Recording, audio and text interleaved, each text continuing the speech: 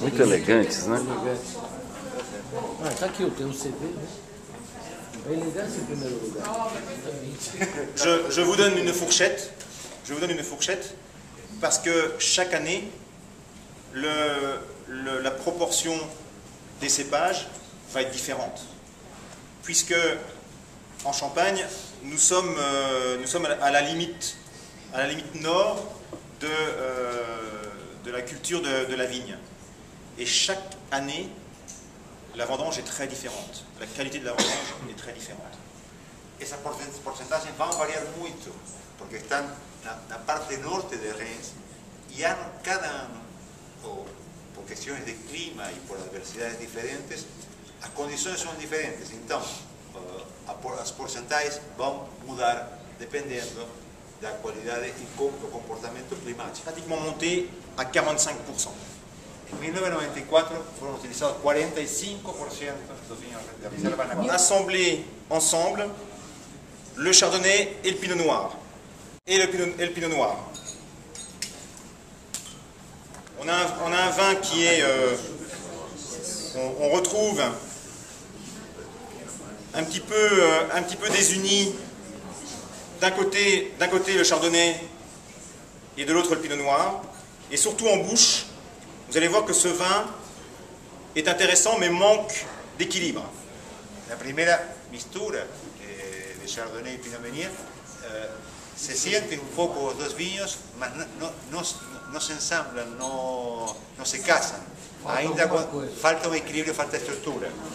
Parce que d'un côté, le chardonnay est très fin, très léger, et de l'autre, le pinot noir est très puissant, très généreux, très structuré, et donc ils restent un petit peu chacun de leur côté. Cada uno continúa guardando las características propias y cada uno fica afastado cada uno de su lado. Et maintenant, vous prenez un peu de pinot meunier, un peu de pinot meunier, un poco de Pinot Meunier, no todo, et vous en mettez à peu près 30%, un tiers, un tercio, 30%. Dans l'assemblage que vous aviez réalisé auparavant. Une fois que vous avez ajouté un petit peu de pinot meunier, le vin est beaucoup plus généreux et beaucoup plus équilibré, beaucoup plus flatteur. Et vous voyez que le pinot meunier dans carte jaune est très intéressant pour marier, pour unir les caractères du pinot noir et du chardonnay. Bon, ahí es donde se descubre la función de Pinot Meunier que ayuda a ese mariaje, a ese casamiento de Pinot Meunier y Pinot Noir, de Chardonnay y Pinot Noir, que ficaram un poco afastados, que fa esa característica de... O conciliador. Conciliador. Voilà, c'est le conciliador. Da unicidade ao produto, né? Fantástico. Et on le ressent tout de suite au niveau de la dégustation quand on assemble effectivement le pinot meunier avec le chardonnay et le pinot noir. Fantástico. Par contre, quand on veut élaborer une cuvée avec un long temps de vieillissement, comme la Grande Dame par exemple, eh bien on ne va pas utiliser de pinot meunier parce que sinon le vin va évoluer beaucoup trop vite. Et donc on va laisser le temps faire son œuvre pour marier le chardonnay et le pinot noir. Et là, comme on a le temps, on n'a pas forcément besoin du pinot meunier. Dans le caso de la elaboración de la Grande Dame y sus vinos de guarda y de longa elaboración, en ese caso no se utiliza Pinot Meunier. ¿Por qué? Porque el tiempo que es utilizado para la elaboración faz un trabajo de asociar, ¿cómo se falou? Conciliador. De conciliar los vinos. Donc cette fois-ci, c'est le temps qui est le conciliateur, effectivement, dans l'assemblage. Na Grande Dame não vai Pinot Meunier. La Grande Dame no va. Dans la Grande Dame, pas de pinot meunier. Só falta una pregunta por responder que es muy importante, que aquí nuestro amigo Dudu pasó para Dominique, y que consiste en lo siguiente. Agora, como é isso que quando tem um ano bom, você faz milésimo? E agora, então, que resta para esse produto? A questão que il a fait, c'est si vous utilisez les vins bons pour faire Excusez-moi. qu'est-ce qui reste pour les cartes jaunes? Rien. C'est là c'est là où le chef de cave va justifier un petit peu son travail. Es ahí donde el chef de cave justifica su trabajo. Puisque chez Veuve Clicquot, et c'est vrai quand même dans beaucoup de maisons, la seule personne qui prend la décision pour faire un millésime, c'est le chef de cave. A única pessoa na maison de Champagne de Veuve Clicquot que toma a decisão para fazer milésime é o chef de cave.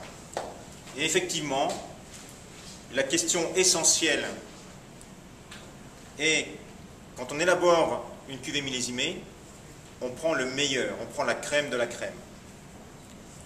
Mais ça veut dire que ces vins-là, on les a plus pour mettre dans carte jaune. O que fala é que quando se faz milésime se toma o melhor da colheita, o melhor produzido, elaborado.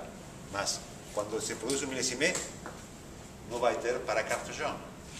Donc c'est la première raison pour laquelle on ne millésime pas tous les ans et on ne millésime que quand l'année est exceptionnelle, c'est-à-dire que tous les vins sont bons. Donc on peut sans problème choisir des vins, des grands crus ou des premiers crus pour faire le millésime. On est sûr qu'on ne dégradera pas la qualité de carte jaune. Por isso, primeiro, que não todos os anos tem safrado, o que assegura que só anos de excepcional qualidade vai ter vinhos de base excelentes também, sem degradar a qualidade de carte jaune. Et puis la deuxième force, effectivement, que le chef de cave a à sa disposition, ce sont les vins de réserve. Si vous avez suffisamment de vins de réserve de qualité, avec des bons équilibres, eh bien vous pouvez faire un millésime sans trop d'inquiétude, parce que derrière, les vins de réserve vont vous permettre de garder et de maintenir la qualité de carte jaune. Bom, e o segundo, o papel fundamental dos vinhos de reserva, que no caso de precisar, como bem explicou, que representan entre 30% e 35% da assemblagem, vem a cobrir e ajudar para manter o estilo sem depender da safra do ano onde é safrado. Et c'est la raison pour laquelle l'assemblage de carte jaune est toujours l'assemblage le plus difficile à réaliser, mais surtout, pour nous, c'est toujours la priorité numéro 1. C'est-à-dire que le premier assemblage que l'on réalise tous les ans, c'est carte jaune. E por isso que é difícil elaborar carte jaune, mas a primeira decisão do enólogo, do chef de cave, é elaborar carte jaune e depois verificar se tem espaço para o millésime. Ok. Et en fait l'équipe d'œnologie et le chef de cave n'a pas vraiment de mérite de faire un très bon millésime. Le plus grand mérite, c'est de réussir chaque année l'assemblage de carte jaune. O grande mérito de chef de cave e a equipe não é ter millésime excepcional de humano.